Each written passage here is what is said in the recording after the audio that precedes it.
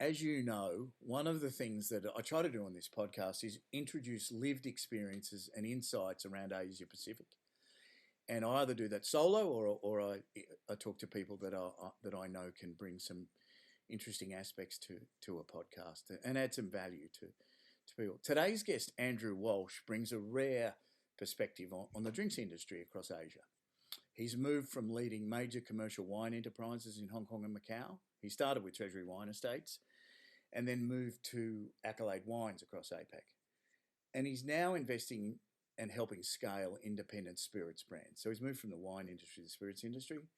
I first met Andrew in Hong Kong many years ago, and we got to know each other and work through a lot of things together, a lot of business things together and private things. He's a really nice person. At a young age, he transitioned. So I found the story interesting. His expertise is fantastic, and he gives a unique perspective on what it takes to build value inside a large organisation, and then what changes when he backs brands with his own capital. It's quite different. So, Andrew, I'm keen to unpack what you learned inside the corporate world and what's changed in your building and investing with an entrepreneurial mindset. So, look, welcome to the podcast, and can you give us a bit of brief background on your career, how it started and how it segued into this? Yeah, absolutely. Thanks for having me on, Jamie. It's a great podcast, and yeah, thrilled that you've asked me along to share some stories. So, I guess my career started primarily in hospitality. So, we had a multiple family businesses when I was growing up across service departments and accommodation, then into kind of food with some cafes, and I've invested in some bars along the way as well. So I had a really strong upbringing in hotels and service departments, like I said, but really just fell in love with hospitality, the enjoyment of food and spending time with people, and really being curious in that storytelling space. Hospitality, you learn a lot from, and you meet a lot of people. There's a wide range of people that you meet. And then around kind of 2004, 2005, we sold up most of our businesses, and I kind of launched into a corporate role. I was, a little bit different to, some of my mates who kind of straight out of school went into university and, studied and went through and got their corporate jobs. I did the opposite. I was, very hands-on in the family business. So I didn't spend much time, studying in university. So I looked at the corporate world as a really a great way to get incredible experience, and almost, basically be paid to do a university degree along the way. So around 2006, I joined Foster's at the time. I started as a merchandiser. It was a very junior role, but I'd had, so much of my experience was lived in that hospitality space, and I had very little retail experience. So I thought, if I'm going to do this, I picked a large corporate juggernaut like Foster's and rolled up my sleeves and went into the merchandising space. And from there, basically the career path began. And I worked my way into a business development role. Then I moved into a management role. Then I started working on some projects, across the acquisition of the beer brands from SAB Miller. I was included in a lot of their project integration. And then around 2013, I moved to Treasury Wines. That was the wine business that spun out of Foster's. Moved up to Sydney with my wife Melissa, and spent 3 years focusing again mainly in the on-premise side of Treasury Wine Estates. And then after that, 2016, we moved to Hong Kong. I took a role as country manager for Hong Kong and Macau for Treasury Wine Estates, and continued just to work on that trajectory path. From there, we had 3 incredible years, met many amazing people, delivered some incredible results over in Asia. We moved back as my wife was expecting our first daughter, Amaya. And then, moved into a role with Accolade Wines, again, back in the commercial kind of sales team in APAC, and then that also evolved to a global role, where I was global director of customer and commercial for the last 2 years of my time at Accolade. Yeah, so that kind of gives you a bit of a background.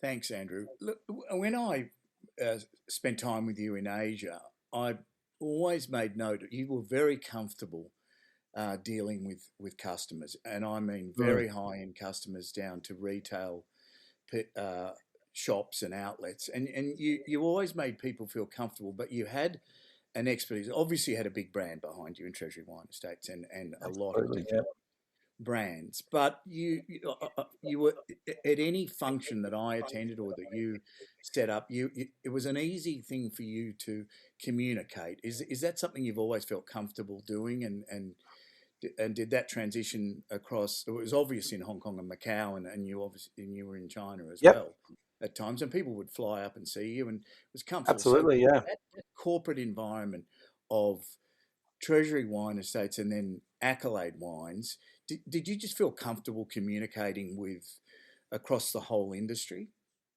Oh, absolutely. I think that does come back to that original kind of hospitality background. I think you've really got to have the ability to talk to anybody at any level and feel comfortable in doing that. And I've always been again kind of a curious person. I really enjoy interacting with people, hearing their stories, and I guess part of how I've built the career over the years has been that relationship building space. I just find that you can be commercially astute and you can be um, very bright in academics, but ultimately people buy into you as a person and buy into who you are, and I feel that once you find those um, common stories, common threads with anybody from CEOs to kind of any level in between. It's a way that you build that rapport and build trust, and then ultimately you start doing business. Like I think that's it's something that I've really focused on over the last 23, 24 years. That's a really good point. I think authenticity and integrity important. Anybody can sell anything, but integrity. If they've got integrity, you can start from there. If they don't have integrity, you can stop the conversation straight away. For So sure, for you've sure. obviously used that across the businesses. We'll back up in the corporate in a minute. But was there a Mm. moment where you wanted a new challenge, and was there a mindset that in your head that said, "Look, I need to leave this corporate environment, and I want to go into entrepreneurial, investing and helping brands scale." Yeah, for sure. So, like I said earlier, when I joined the corporate space, I really didn't have an initial plan of attack. I really wanted to test myself, and being involved and running businesses with my sister and my mum.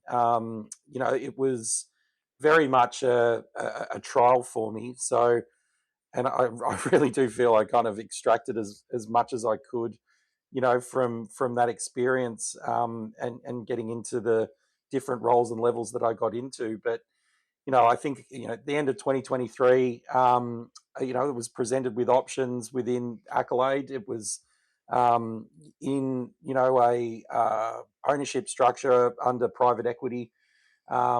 It had some incredible results, but also some incredible challenges with the China tariffs in wine, which really hindered a lot of the growth ambitions that the business had put forward. And so yeah, I kind of sat there and had an opportunity to, go and launch into these brands that I've been working on over the last couple of years, or potentially relocate back to Asia. And I thought, I was 41 at the time, and we'd worked ourselves into a comfortable position. So I thought if I didn't take this opportunity now, I never would. And that was kind of the tipping point for me to make the call and exit the corporate role and move into something that was more hands on, and my own investment levels to get some projects off the ground. Looking back at Hong Kong and Macau, what did those markets teach you about commercial discipline in Asia? So with TWE and sort of accolade. Commercial discipline. Look, the ability to deliver ROIs were really, part of what we stood for. We had really strong plans when we started our financial years in Treasury Wines. We had a lot of resource. We had, a lot of support networks that helped us get to those plans because they were pretty ambitious budgets that we had to hit, and we did. But I think it was just about the ability to maximize every part of the um, journey of the sales process and really deliver back, smart investment to customers that delivered increased results. And a big focus of Treasury at the time was about premiumization. Like there was a lot of commercial wine that we sold lots of volume of, but realistically our ambition was to really start to move up the ladder there and compete with the French and the Italian markets in that luxury wine space. And you touched on it earlier about a brand like Penfolds. It's an incredible, powerful brand that had amazing presence in the market, but we couldn't just rely on that. We really had to roll up our sleeves and get in there and deliver some in-market execution and results that set us apart from the competition. Am I right in saying that when we're in Hong Kong, it really is a global city, and the competition for wine and people being able to sell wine? So Penfolds had a great brand globally. We all know that and recognise it, and that's good. Yep. And you did well at it, and your team did well at it. But that's a super competitive market. Am I right? Oh, for sure. So I think around 2007 is when the tariffs were dropped on wine. So it went from 30% tariff down to zero, and the world of wine focused on Hong Kong. The government had a clear plan.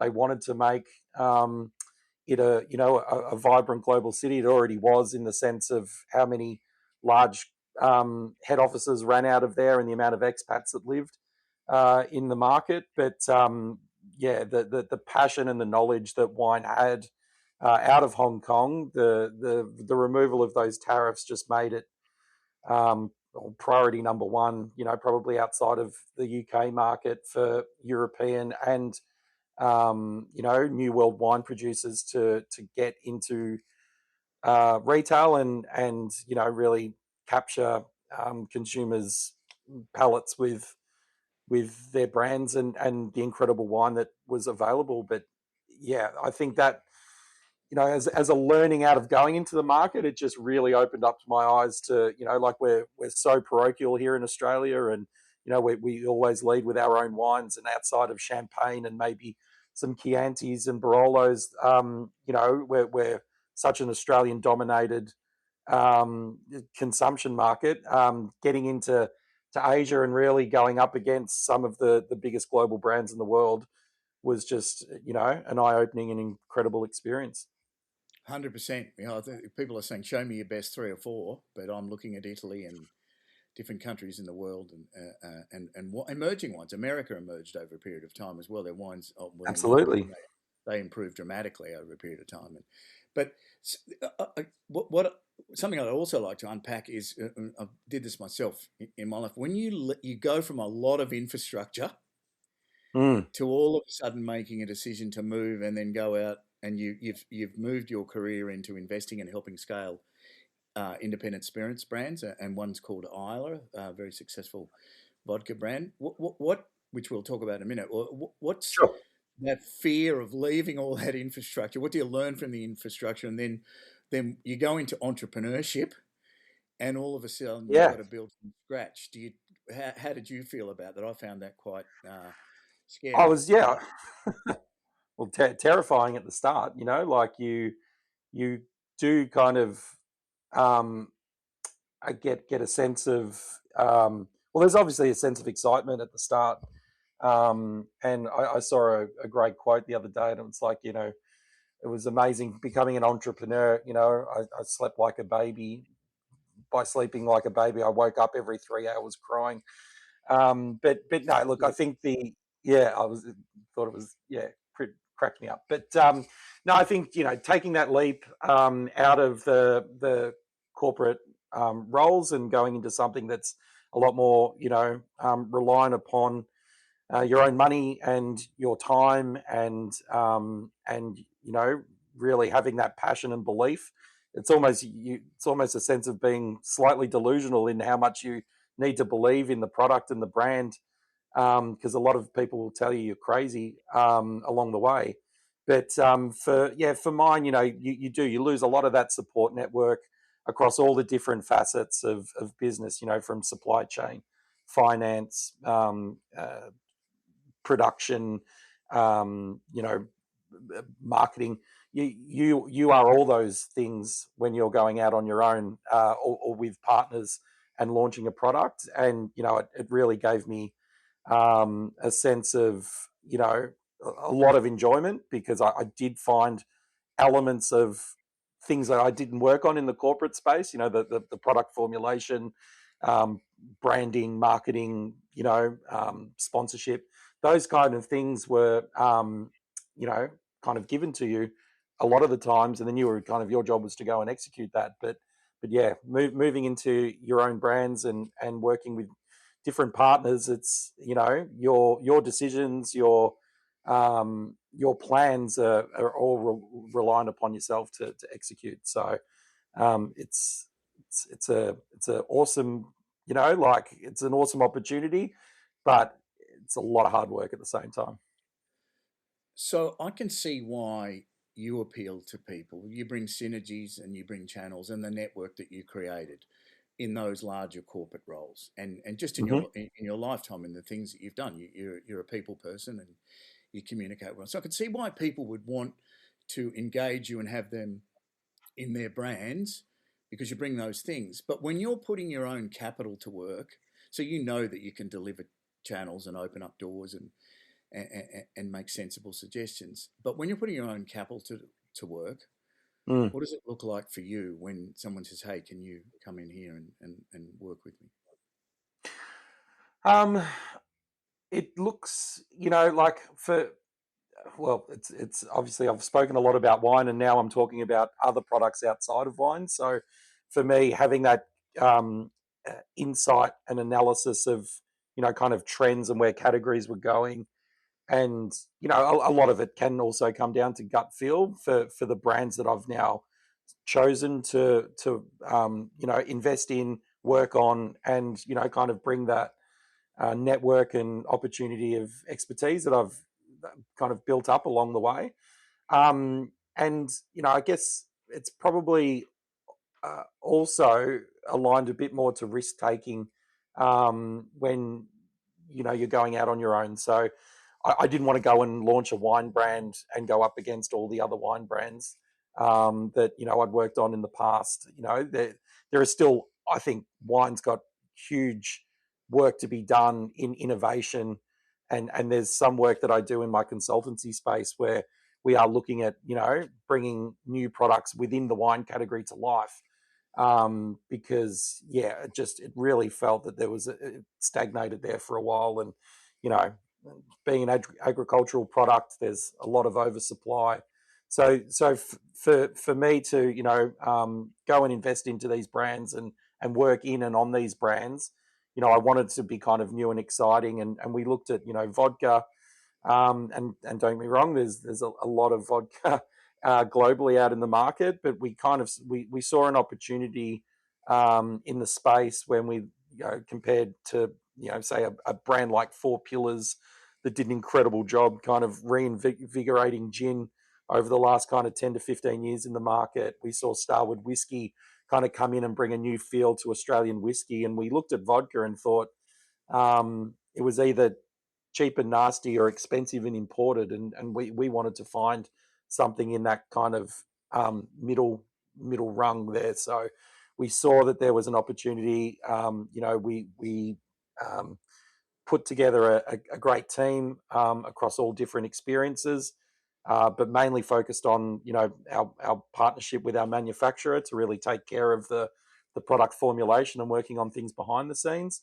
And yeah, look, I've kind of looked at it pragmatically and saw, you want to go where the bouncing ball is going, and we saw a huge trend to ready to drinks from wine and beer. We saw vodka, white spirits growing rapidly. We saw tequila growing rapidly.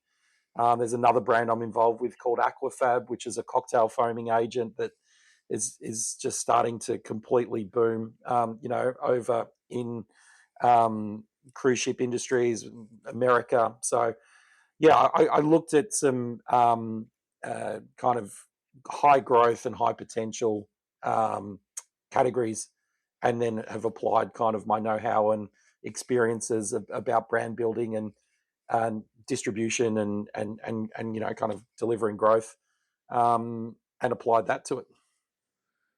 Just come back to Isla for a minute. When you looked at a brand like Isla at the time, what made you believe in it, that it could cut through? Was the founder a big part? Did the founder come to you and approach you? Was it the product, the timing, the route to market? Or, I mean, this all goes through your head, and you've got the expertise. Yeah, What have yeah, you? no, the brand, yeah. So the brand was it was a brand that was kind of born out of COVID, and by Ben Tucker, who created a brand. It was a very led for music festivals. It was right on the category trends around low calories, all natural, gluten free, but really refreshing and easy drinking. But it had fallen into some challenges, as alcohol is heavily taxed. You have to invest a lot of money to kind of get that breakthrough against the large corporates that also play very heavily in the space.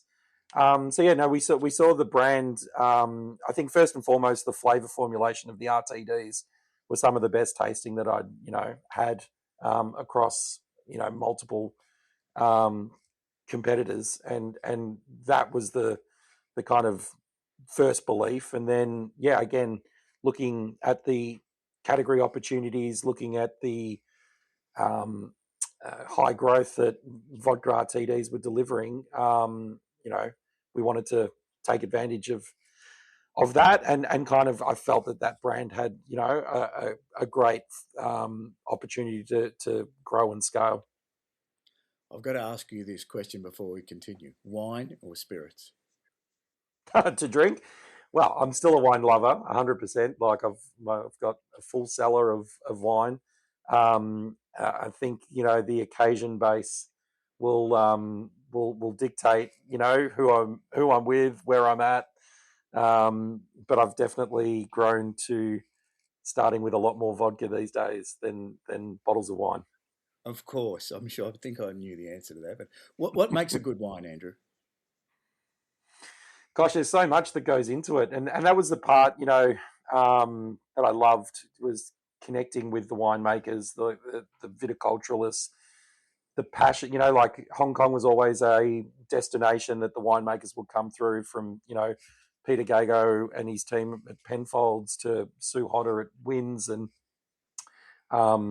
just incredible, kind of access to winemakers, but the work that goes into it, like at its roots, it's an agricultural business that is at the whims of hot days, cold nights, rain, like the impacts that can happen through a vintage is just, like uh, it's limitless. That you can, there are so many things that can go wrong. And then when you start to see just some of the, philosophies of the winemakers, their impact that they have from picking it, aging it in oak, and all the selection criteria that goes through to then get it into that bottle, and then like from that bottle drinking young and fresh to aged and evolved. It can go in so many different directions, and the ability to experience that and then see all these, incredible wines over the years is it's a very, very special product. Thank you. Well, are you a big believer in all our palates are different and marketing does play a role in what gets put on shelves? Because I've had experience myself with this. We both have, where if it sits on a shelf and it doesn't sell, it's just gone. The Mm. retail outlets just won't stock it, right? So it's got to move. But is a big part of that marketing, and are all our palates different? Yeah, look, for sure, and you're seeing changes in people's palates and preferences. It evolves over age. Like what you drank kind of in your 20s probably isn't what you're drinking now. Although some people are so brand loyal, that's all they'll drink, and they'll stay kind of rusted onto a brand. But yeah, you're definitely seeing evolutions in wine styles, where big bold Barossa Shirazes. I still love them. Still plenty in my cellar. Um, but like I think as you kind of get a bit older and you try different regions and see different varietals, you start to really appreciate like the work and effort that goes into a beautiful Pinot Noir. There is kind of the softer tannins, the juiciness from the fruit that comes through in Pinot Noir. Yeah, you definitely see people's preferences change, and then again you've got like a whole wave of new consumers coming into the into category, and they tend to not want to drink what their parents drank. So if they kind of grew up on buttery Chardonnays and big Barossa Shirazes, they're looking for fresh and vibrant white wines, and kind of lighter style uh, reds, and they're kind of creating their own wine journey along the way as well. So yeah, from that side of it, absolutely, there's an evolution.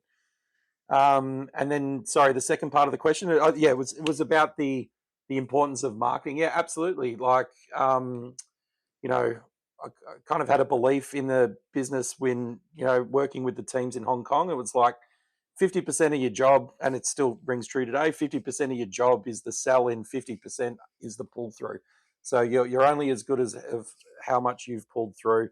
Like so there's some excellent salespeople out there that sell a lot of volume in, but if you're not pulling it out, well, you're not going to get another sale, right? Another question I'd like to ask you is that the independent brands. So the economy everywhere seems to be just having a bit of a pause. People Mm, want to spend less money. They like the quality of what they buy. They work it out. But so I sense this, that 15 years ago in Australia or around that time, marketing was on billboards everywhere, in your car, mm, everywhere. Have a drink with your mate. Go and have a drink with your mate. And it was on TV, it was everywhere. And I yeah. reckon this has disappeared. You can correct me if I'm wrong, but I think it's disappeared as the issues around drinking and alcohol consumption have come Yes. up, not to the extent of tobacco advertising, but there's been a real pullback in advertising of alcohol. So, how do you see this affecting the industry in the future? And are more people buying wine to drink at home rather than having a big spend in a restaurant and going out for the night? Are they doing a lot more BYO and testing more independent brands, whether they're wines or spirits? Yeah. Yeah, I look from the advertising space. Absolutely, it's probably as hard as ever to effectively put in a billboard. But I think also people's consumption of media has changed a lot. So everyone's got news feeds and sponsored posts and things that go into your news feeds. So to actually kind of advertise and promote the brands, it's got to be more than just kind of a catchy slogan, and like it needs to kind of have that kind of authenticity of storytelling, that provenance of where the product comes from, have that kind of translate in the content that you're bringing to the brand. And a lot of that comes through in amazing storytelling, and there are many different ways that you can definitely um, get your message across about why you're different, and the quality of your product.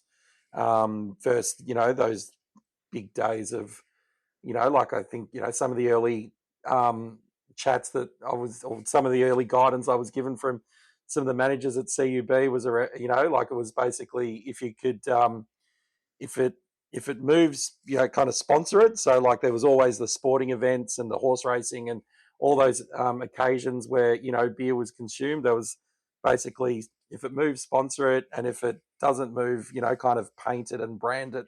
And that was all the work that was done around pubs, with the big neon lights with the brands coming through. There was a lot more leeway 20, 30 years ago where you could heavily brand up. But yeah, I think yeah, how people consume media has changed so differently, and there are some amazing ways that small independent brands can tell their story authentically through social media and through direct to consumer and dinners and experiences, as well as you know still some classic traditional media that big brands are focused on. You probably walk through airports and see global travel retail with amazing displays and videos, interactive videos telling stories. So yeah, look, there is definitely a, a way, a lot of change that has happened, but people that have embraced the new ways are definitely getting big benefits of it. To your other question, look, retail, people drinking at home, absolutely. There is a real trend of people drinking less but drinking better. So they're happy to spend a little bit more money on a nice bottle of wine versus the kind of larger consumption that happened over the years. But we're also dealing with a lot of tax implications, especially in the spirits side of excise and Australia's high excise laws. So yeah, consumers are being very particular about what brands they're picking up, and you have to really have that kind of quality lens coming through. Is where I feel the most results are being driven currently. With so much emphasis on social media and influencing, Mm, how do you make and people moving from brand to brand and saying, "Look, I've got something unique. Try this," and mm, somebody introduces a new brand to market. mm. Again, we're in the spirit state or the liquor, spirits or alcohol stage at this point. How do you make that stick? How do you not get 6 months of influencing in social media and then it just dies, falls off a precipice? How do you keep that going? Yeah, it's it's not easy, but it's also um, yeah, like you've really got to start with a really good plan and an understanding about your consumer demographic and where they are spending their screen time and making sure that you're kind of there and present. Like we have different for Isla we chose 3 platforms. This is probably a little bit different to when I worked in larger corporate space because there were so many brands working in a portfolio. They would choose kind of one thing, either sport, music, or fashion, or food, or travel. But when we started Isla, we kind of looked at the 3 pillars of music, sport, and fashion, and found we probably had more permission to play into each of those in different ways and kind of fail fast, learn if it worked, great. If it didn't, cool. What else is there? And like it's about kind of finding those marks that work to your brand, but also give you the content that you're kind of looking for that you want your brand associated to. So yeah, it's like wildly interesting, and especially the evolution of how content can now be created through prompts in AI and like I've been playing around on the last kind of month with just the space of you can just get content churning sooner rather than later now with the amount of advancements in AI, and it's mind blowing. Like Good it's point. really incredible. Yeah, that's a good point. What do you think's the just?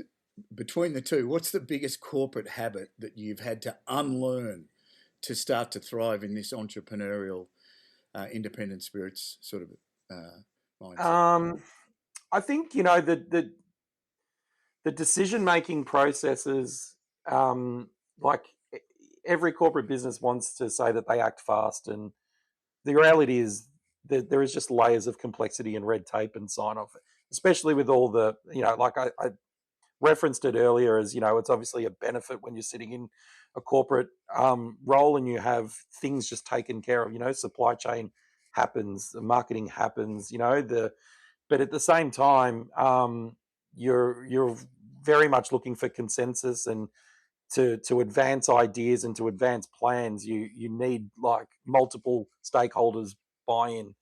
I think when you go into your own world, you are the stakeholder, and you've got your partners that you obviously got to be highly aligned with. But I think it's kind of just backing your decision making, and then like the decision's made. You don't have to go and seek further permissions. It's like you've made the call, now let's go and do it. Yeah, So you're answering to yourself. 100%, yeah. Mm. So I felt, like in some ways that's quite liberating. Like you're you're doing things that you've always kind of wanted to do. But yeah, like I think that was um, a big learning from kind of going out of that comfort zone of having multiple people included into the decision making process, and then just actually going ahead and doing things and making it happen yourself. I'm sure you're still lying awake at night thinking about those things in where you have more say and more control than and when you're in Oh, corporate. absolutely, yeah. There've been plenty of those moments so far, and I'm sure there's plenty more to come. In a corporate world, you're looking over your shoulder as to who's thinking what and Well, you can be, yeah. am I Just doing a good job or not? Look, I want to segue a long way away from liquor and alcohol and spirits. And what are your hobbies? I know you're a car fanatic, and I knew that while you're in Hong Kong, one of the things you missed the most was your Mustang. So give us yeah, a little bit of the interests of Andrew Walsh. yeah, absolutely, yeah. Like I, first got back and got the Mustang out of storage and got it all back and running on the road. So it's a beautiful 1964 and a half Mustang. It's a beautiful. It's a beautiful, like you actually cars today. You don't always feel like you're driving them. Where the Mustang, you're in. Like there's no power steering. Like you need to check the water levels and the coolant and everything, the oil before you turn it on, and you got to kind of warm it up. But you actually feel like you're driving something. Like that's what I love about the Mustang. And yeah, like so that is absolutely one. Having we've had children kind of later than normal, so like our daughter's now 6, and being a lot more present, with her from being a COVID born baby. We spent a lot of time around her when I still was at Accolade and we were in lockdowns. But yeah, spending time with the families, super important to me.